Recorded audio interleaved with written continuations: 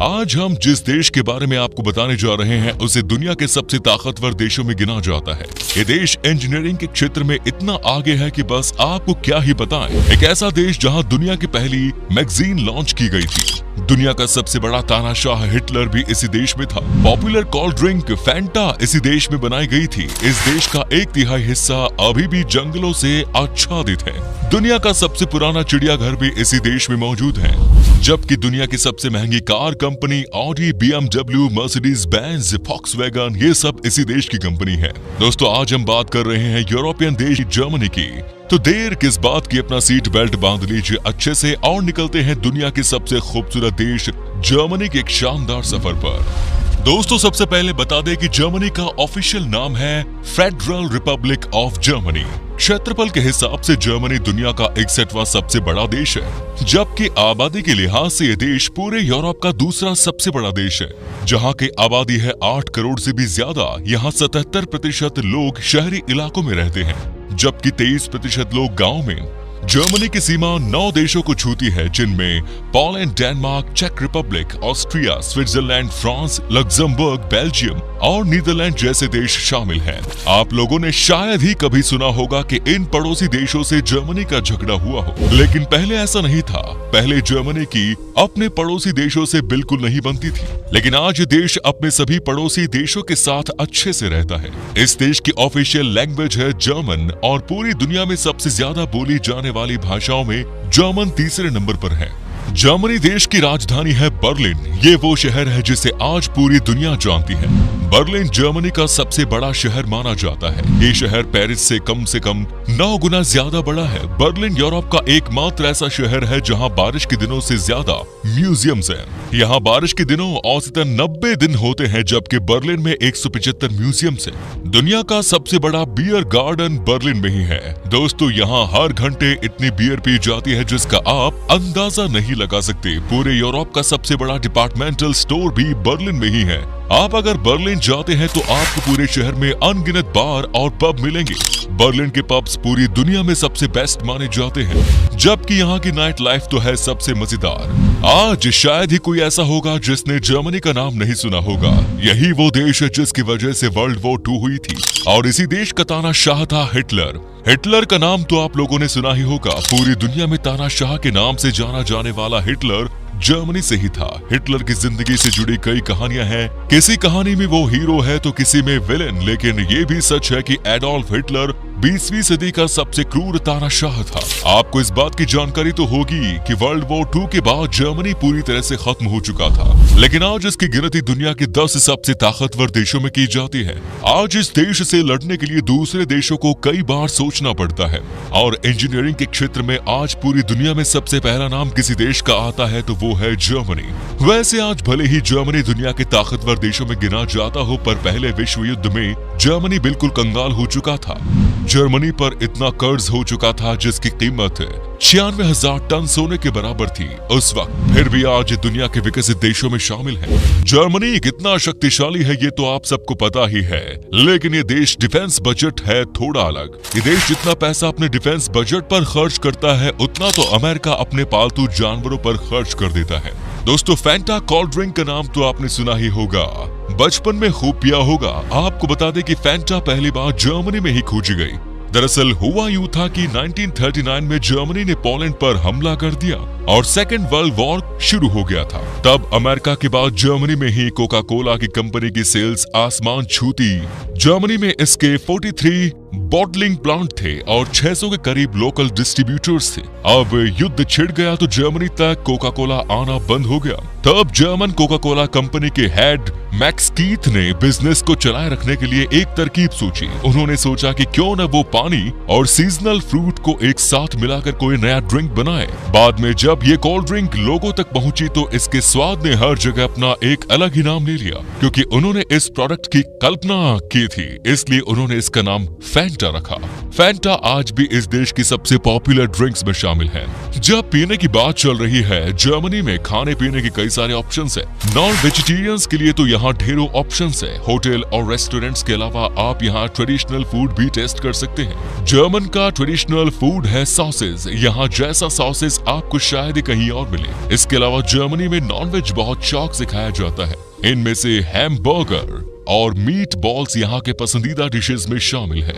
Germany के लोग और यहाँ के तौर तरीके सबसे अलग होते हैं। ये एक ऐसा देश है जो पूरी दुनिया में सबसे अलग चलता है। आमतौर पर भारत के साथ साथ कई देशों में लोग किसी को समय से पहले में ही बर्थडे विश कर देते हैं, लेकिन जर्मनी में ऐसा करना बैड लक माना जाता है। यहाँ लोग सिर्फ जन्मदिन के दिन ही किसी को बधाई या शुभकामना देते हैं। इसके अलावा आमतौर पर लोग किसी को फोन करते हैं या फोन उठाते हैं तो सबसे पहले हेलो ही बोलते हैं और उसके बाद बात करना शुरू करते हैं। लेकिन यहाँ के लोग फोन पर हेलो बोलने की बजाय सीधी अपनी बात बताकर ही बातचीत करना पसंद करते हैं।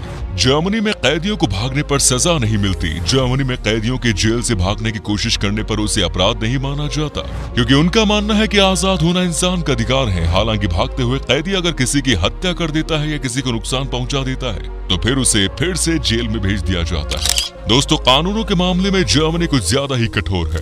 अगर आप जर्मनी जाने के बारे में सोच रहे हैं तो बता दें कि क्या है जर्मनी के वो कानून जिनका आपको ध्यान रखना बेहद जरूरी है। जर्मनी एक ऐसा देश है जहां आप हाईवे पर जितनी मर्जी उतनी रफ्तार से गाड़ी चला सकते हैं। इसके लिए कोई सजा नहीं है।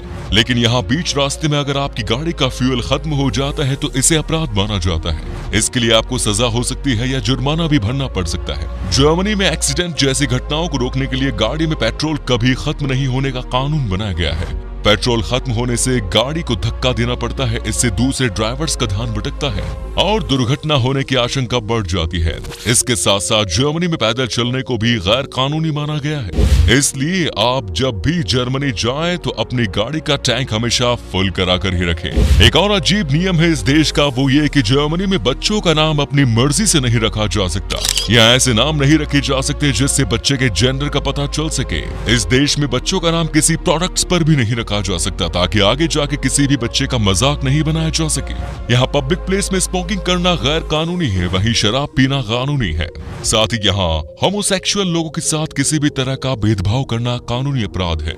जैसा कि हम आपको पहले ही बता चुके हैं कि जर्मनी बियर पीने के मामले में सबसे आगे है। यहाँ आपको हर जगह बियर के दीवाने मिल जाएंगे।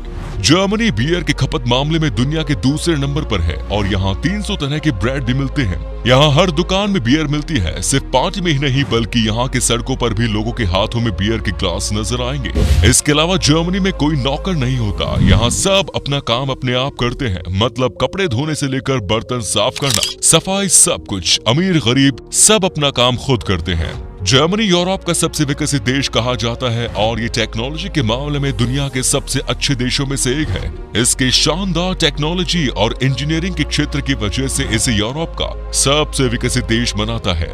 अमेरिका और चीन जैसे बड़े देश भी टेक्नोलॉजी के मामले में जर्मनी की काफी तारीफ करते हैं। दुनिया की सबसे महंगी car company Audi, BMW, Mercedes Benz, Volkswagen भी जर्मनी की कंपनी है। जर्मनी में घूमने के लिए काफी कुछ है और यहाँ हर साल लाखों टूरिस्ट आते हैं। अकेले अमेरिका से हर साल जर्मनी औसतन 3 मिलियन लोग घूमने आते हैं। यहाँ आप Oktoberfest, the Black Forest, Neuschwanstein, Lake Constance जैसी पॉपुलर जगहों पर घूमने जा सकते हैं। छुट्टियां मनाने के लिए जर्मनी एक बेहतरीन जगह मानी जाती है। क्या आपने कभी किसी ऐसी दीवार के बारे में सुना है जिसने एक देश को 2 हिस्सों में बांट दिया हो, और वो भी रातों रात? लेकिन कुछ सालों के बाद वो हिस्से फिर से एक हो गए हो। जी हाँ, ऐसी दीवार का नाम है बर्लिन की दीवार, जो जर्मनी में है। इस दीवार ने 28 साल तक बर्लिन शहर को पूर्वी और पश्चिमी टुकड़ों में बांट कर रखा। 13 अगस्त 1961 को इसका निर्माण शुरू हुआ, जो 14 अगस्त की सुबह तक चला, और 9 नवंबर 1989 को इसे तोड़ दिया गया। चलिए आपको बताते हैं इस दीवार को बनाने के पीछे की आखिर क्या वजह थी। बात यह है कि वर्ल्ड वॉर 2 के बाद जर्मनी का बंटवारा हो गया था। बंटवारे के बाद सैकड़ों कारीगर और बिजनेसमैन हर दिन पूर्वी बर्लिन को छोड़कर पश्चिमी बर्लिन जाने लगे। इसके अलावा कुछ लोग राजनीतिक कारणों से भी पूर्वी बर्लिन को छोड़कर जाने लगे थे, जिससे पूर्वी जर्मन को आर्थिक और राजनीतिक दोनों रूप से बहुत नुकसान होने लगा। इसी को रोकने के लिए एक दीवार बनाने की सोची गई और उसी दीवार को आज दुनिया बर्लिन की दीवार के नाम से जानती है। आपको बता दें कि वर्ल्ड वॉर फर्स्ट के बाद जर्मनी में पुरुषों की संख्या इतनी घट गई थी कि 1000 महिलाओं पर सिर्फ 300 पुरुष ही बचे थे, यानी कि 3 में से सिर्फ 1 महिला को ही पति मिल पाता था। आपको जानकर हैरानी होगी कि सबसे ज्यादा किताबें छापने वाले देशों की सूची में जर्मनी का नाम भी शामिल है। यहाँ हर साल 94,000 से ज्यादा किताबें छपती हैं। शायद आपको पता ना हो, लेकिन दुनिया की सबसे पहली मैगजीन 1663 ईस्वी में जर्मनी में ही लॉन्च हुई थी। आपकी जानकारी के लिए बता दें कि दुनिया में सबसे ज्यादा चिड़ियाघर जर्मनी में ही मौजूद है। बर्लिन जूलॉजिकल गार्डन दुनिया के सबसे पुराने चिड़ियाघरों में से एक है। ये चिड़ियाघर बर्लिन का सबसे खास टूरिस्ट डेस्टिनेशन माना जाता है। 84 एकड़ में फैले इस चिड़ियाघर में जानवरों की लगभग 1500 प्रजातियां हैं। बर्लिन के टियर गार्डन का ये चिड़ियाघर 1844 में खोला गया था। ये जर्मनी का सबसे पुराना चिड़ियाघर भी है, जिसमें लगभग 19,500 जीव जंतु हैं। हर साल 3 लाख से ज्यादा लोग इस चिड़ियाघर को देखने आते हैं। इसके अलावा दुनिया का सबसे ऊंचा चर्च भी यहीं पर है, जिसका नाम उल्म मिंस्टर है।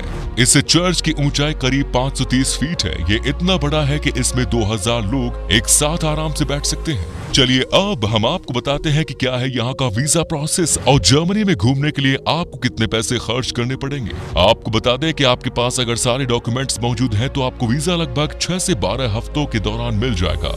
और अगर आप इस देश की यात्रा करना चाहते हैं तो आपको जर्मनी घूमने के लिए 7 से 8 दिन में लगभग 1 लाख रुपए से ज्यादा तक खर्च करने होंगे। जर्मनी की करेंसी है यूरो, जिसकी वैल्यू है लगभग 85.46 भारतीय रुपए के बराबर। तो दोस्तों, ये था खूबसूरत देश जर्मनी। क्या कभी आपने विजिट की है इस देश की, और अगर की है तो आपका एक्सपीरियंस कैसा रहा ये भी हमारे साथ शेयर जरूर करें। उम्मीद है वीडियो आपको पसंद आया होगा। वीडियो को लाइक करें, अपने दोस्तों और रिश्तेदारों के साथ शेयर करना ना भूलें। हमारे चैनल को भी सब्सक्राइब जरूर कर दीजिएगा। वीडियो को अंत तक देखने के लिए सभी का शुक्रिया। फिर मुलाकात होगी नई वीडियो के साथ। धन्यवाद।